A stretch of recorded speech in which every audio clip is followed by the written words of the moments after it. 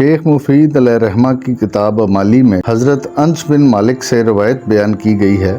وہ فرماتے ہیں کہ رسول خدا صلی اللہ علیہ وآلہ وسلم نے فرمایا، اے انس، باطہارت رہنے کی زیادہ کوشش کیا کرو، کیونکہ اس سے تمہارا رب تمہاری زندگی میں اضافہ فرمائے گا، اور اگر ہو سکے تو دن رات طہارت پر باقی رہو۔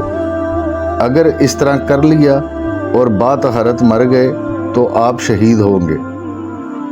پھر آپ نے فرمایا کہ زوال کی نماز ادا کرو، کیونکہ یہ توبہ کرنے والوں کی نماز ہے، اور مستحبات کو زیادہ کرو، ان کی حفاظت کیا کرو، اور جب کسی سے ملاقات کرو تو اس کو سلام کرو، تاکہ اللہ تعالیٰ آپ کی نیکیوں میں اضافہ فرمائے۔